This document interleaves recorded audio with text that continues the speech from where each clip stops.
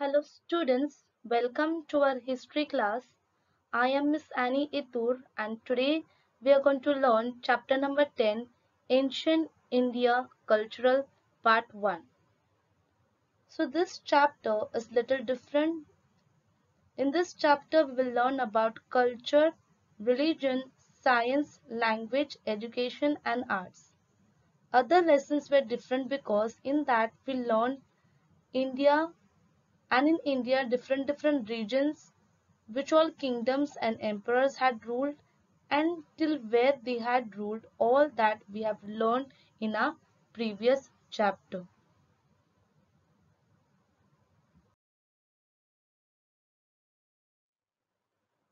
So today we will learn about language and literature and life of people.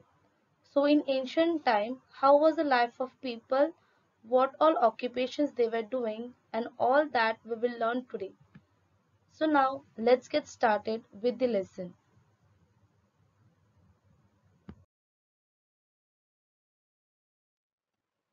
Language and literature. There was an uninterrupted literary tradition in ancient India. So literacy tradition in is the passing down of stories which give meanings to human experience. It is also transmitted either orally or through writing. So in the Indian literacy tradition, that is the education system is going on from the ancient time onwards. This literature was produced in the Sanskrit, Ardha Pali and Tamil language. Now what is literature? Literature is one type of or more writing work that is called as literature. Those time literature was basically into four language, that is Sanskrit, Ardha Pali and Tamil language. Now why they were only in four language? Because this four language were spoken more during those time by the local people. It included religious literature, treatises on grammar, epics, plays, stories, etc. Now in this literature what was there? First important was the religious literature, treatise on grammar, is a long formal piece of writing about a particular subject. Epics are such as Mahabharata and Ramayana. So these are the books where biographies are written and also they tells us related to God, that is known as epics, plays and stories. So this all was included in this literature.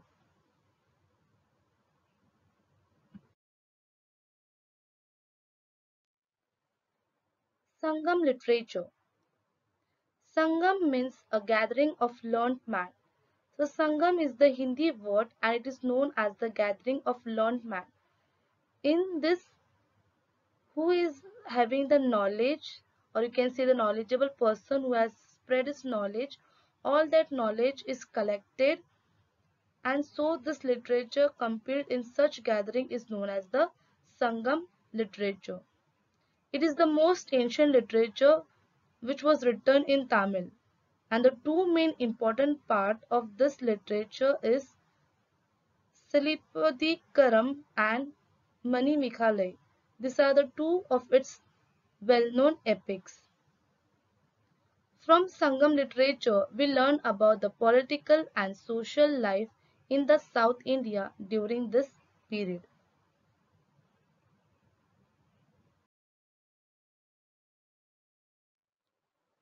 Religious literature. The important texts includes Agam Granthas, Tipitaka and Bhagavad Gita. So those are the three religious literature and they were very important. So they are Agam Granthas, Tipitaka and Bhagavad Gita. Agam Granthas are related to Jain religions, Tipitaka is related to Buddhism and Bhagavad Gita is related to Hindu religion. So now let us study them in more detail one by one.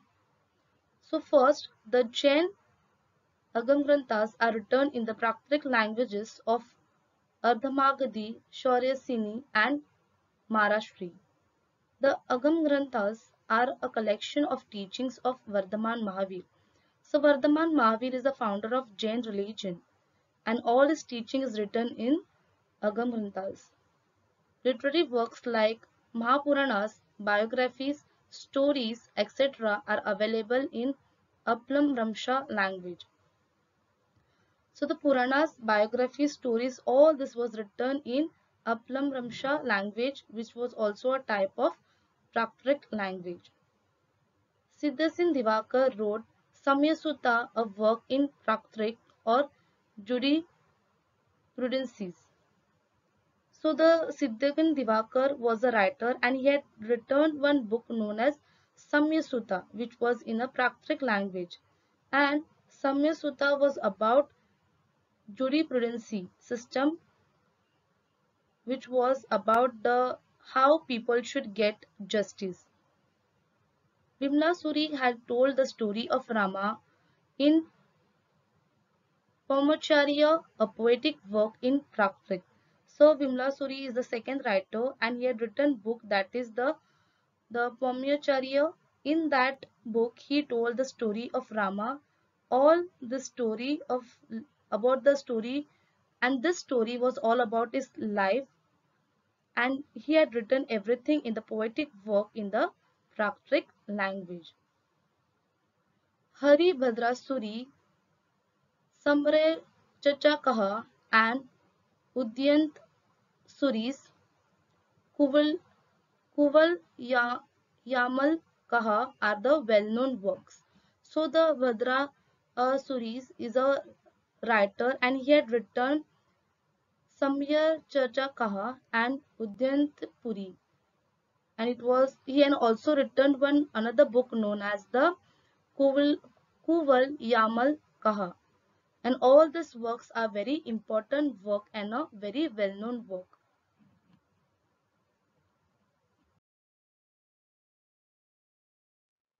Tipitaka has three pitakas or parts. The word pitaka means a basket or collection. So here it means a section. The Tipitaka is a writing in Pali. It consists of three categories of text. So Tipitaka is a literature consisting of three categories, means it has three divisions. So which are that we will learn now. So the first is the Sutta Pitaka. Second is Vinay Pitaka and the third is Abhidhyama Pitaka. So let's see what is written in that. So the first Sutta Pitaka. It includes the text of Gautam Buddha's teaching or sermons. They were called suktas. Now, whatever teachings were there of Gautam Buddha or lectures were there, that all was called as sermons. Now, whatever sermons they were delivering, all that was called as suktas. So, the second is Vinay Pitaka. The word Vinay means rules. The Vinay Pitaka gives the rules of behavior which bhikkhun and bhikkhunis in the Bauddha Sangha should follow in their day-to-day life. So Vinay means rules. So to whom these rules were there? So the Bauddha religions, that is the bhikkhuns and the bhikkhunis were there. For them these rules were made. So now we have already learned that male who was there, they were known as bhikkhuns and the females were known as the bhikkhunis. So the Bauddha Sangha is the group of bhikkhun and bhikkhunis and they were following the rules and behavior which was there in Vinay Pitaka and they were following all this in their day-to-day life.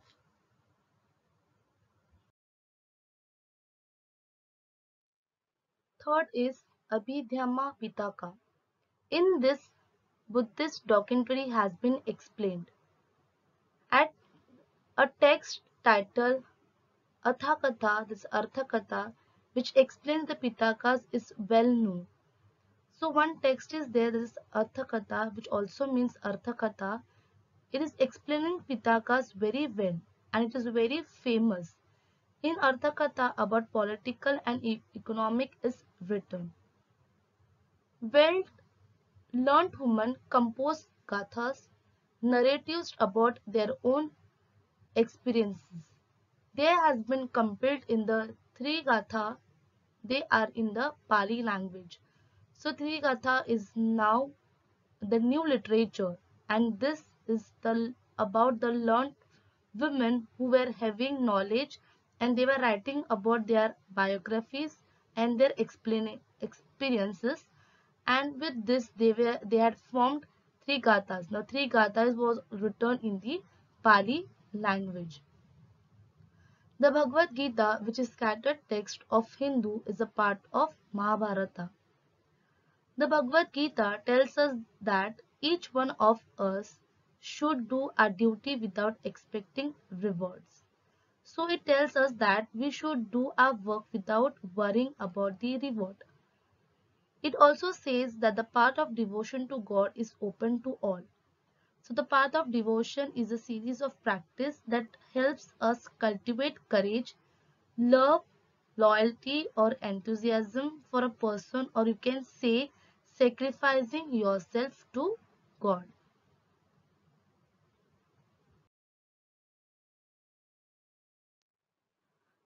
Adi Shankaracharya lived during the 8th century CE. He emphasized knowledge and renunciation. So Adi Shankaracharya was a sage of ancient time, and he was a very famous, and he had lived during 8th century CE. So what this sage did, he gave more importance to knowledge and renunciation. Renunciation means sacrificing needs and luxurious life. And what he did, he gave more force on this too. He wrote commentaries explaining the Upanishads, Brahma Sutras, and the Bhagavad Gita. So the commentaries means an expression of opinion or explaining about an event or situation. So he had explained well about Upanishads, Brahma Sutras, and the Bhagavad Gita. He established four moths in four directions of India at Badrinath, Dwarka, Jagannathpur, and Srinigiri. So he had established four moths. Moth means monasteries where many bhikkhun and bhikkhunis were staying for little time. And he had established four moths in four directions of India. So which were that? They were Badrinath, Dwarka, Jagannathpur, and Srinigiri. Kautilya wrote the Arthashastra, in which he discusses at the length what constitutes an excellent administrative system. So the Kautilya had written book in detail on Arthashastra. So in this he had written that if you want better administrative system, means a ruling system, and to make it better, what all king or raja should do, all that was written in this book. So this was a religious literature what we have learned.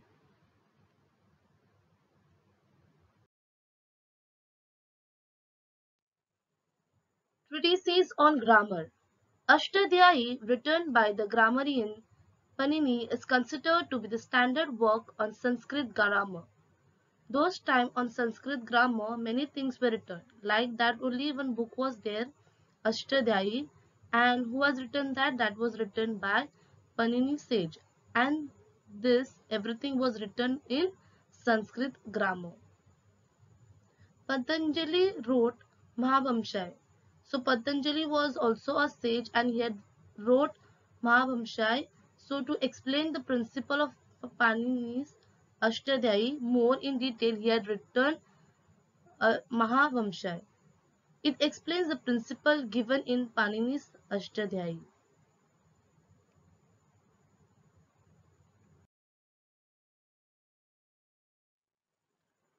Arsha and classical epics. Rama- Ramayana and Mahabharata are the two Arsha epics of ancient India. So Arsha means war. So whatever in epics is written about war is known as Arsha. So in ancient time, two most important or famous Arsha epics are there, and they are, the first is Ramayana and the second is Mahabharata. Arsha means composed by rishi or sages. The Ramayana was composed by the Rishi Valmiki. So the Ramayana was composed by Rishi Valmiki, and already we have learned this. The main character of Ramayana is Sri Ram. So Mahabharata has been composed by sage Vyas. Its main theme is the war between the Kauravas and Pandavas.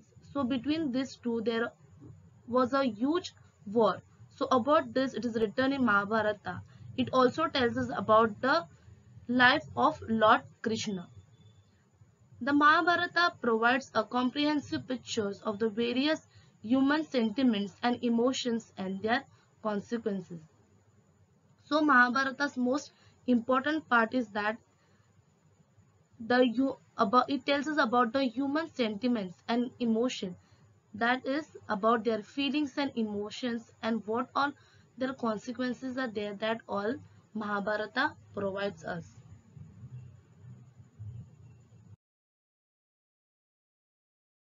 Sometimes there is such a period in the history of language, literature and art that its glory remains undiminished even later on. So if you take the example of Ramayana and Mahabharata, in that also war had become. And this war was like this, that its history of glory still it is maintained and still people are remembering about it. The art, literature, etc. produced in such a period is said to be classical. Raghuvansha and Kumarsambhava by Kalidas, Kiratarjunya by Bharavi and Shishupalved by Mahag are well-known compositions of the ancient period written in the classical Sanskrit.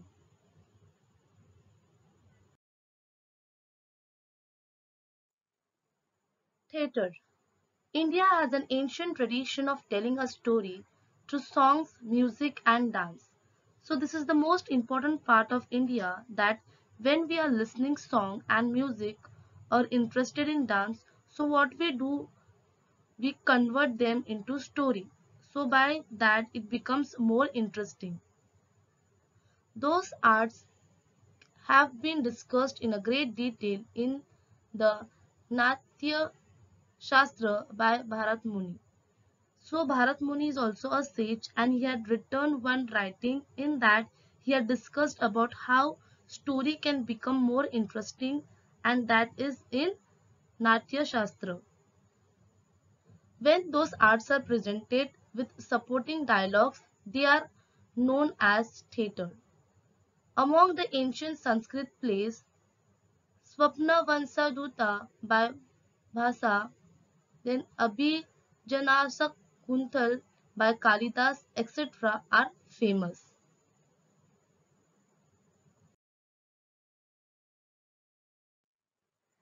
Narrative literature. In the ancient times, storytelling was used to educate people through entertainment. So storytelling is very interesting and effective way to express something or tell something.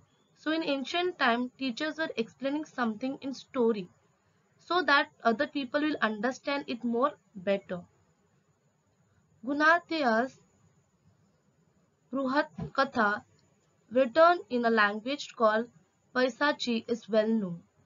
So Gunadhya was a famous author of ancient India, and basically he had written one book which was known as Bruhat Katha. So Bruhat Katha means a long story, and this book was written in Paisachi language. It is the type of Prakrit language. It is a well-known book. Panchatattva, composed by Pandit Vishnu Sharma, is an excellent example of narrative literature. So Panchatattva basically were the five rules which was followed by Buddhism people. In this was an explanation in detail that, and this was written by whom? This was written by Pandit Vishnu Sharma, and this also was an narrative literature. This text has been translated in many languages. Bodha Jataka tales are also very well known. So one book is there known as Dataka Tales. Actually, it is not one book but collection of books. In that it's mentioned about the founder of Buddhism, that is Gautam Buddha. In that book, different forms are there in story form, which makes it more interesting.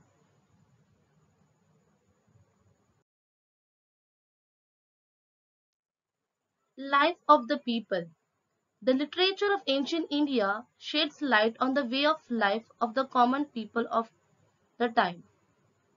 Those were prosperous times due to the flourishing internal as well as the foreign trade. So India was famous for the trade, and they were not only doing internal trade but they were doing trades with foreign countries also. So during those times trade was just started. That is why it was the prosperous time. And we all know India is famous for what? So India is famous for spices. Even the clothes of India's were famous during those times. The society was divided into different castes. There were organizations of traders as well as the artisans. Those organizations were called Shrenis. So when we learn about the Vedic period, that time society was divided into four castes that were Brahman, Kshatriyas, Vaidyas and Shudras, which includes this caste. So there were traders and artisans. This both together started making their organization. But after that they started making the different groups and this was called as Shrenis. Trades was carried out by sea as well as the land routes.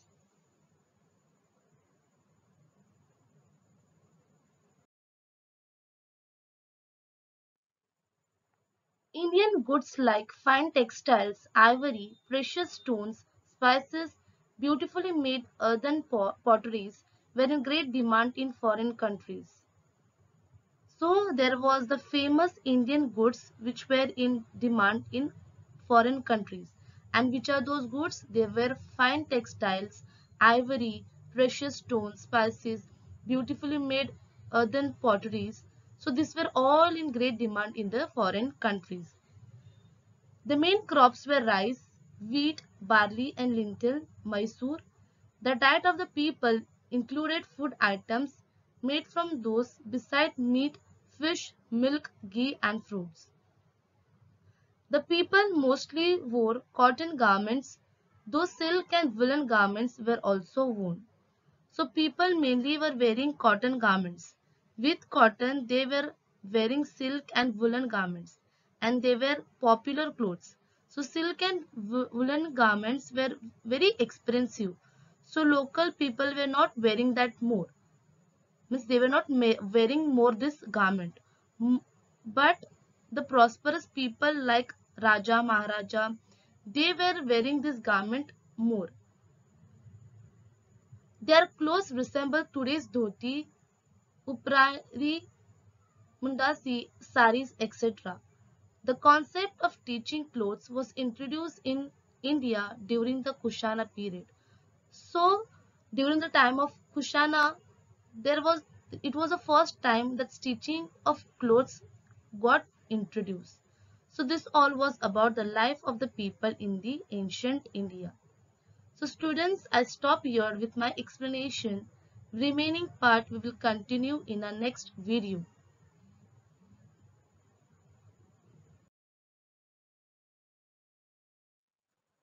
Now, let us solve the evaluation question.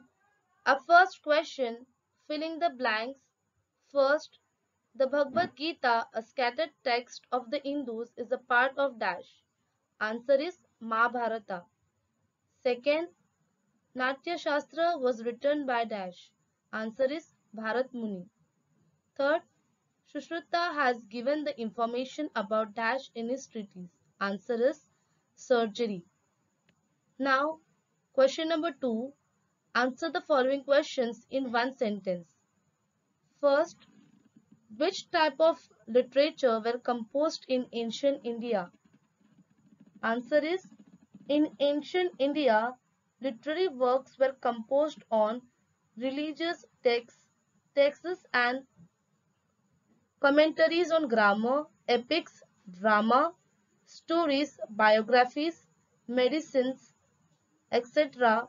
was composed in his literature. Second, what does the Bhagavad Gita teach? Answer is, the Bhagavad Gita teaches that one should carry out one's duty without expecting material gains. Third, what has Vagbhatta discussed in his books written on medicine? Answer, Vagbhatta has discussed symptoms and treatments of various diseases in his book on medicine. So students, that's all for today. I hope you have understood the lesson as well as the question answers. You can write it down, all these question answers into your notebook. Thank you students. Remain safe and God bless you.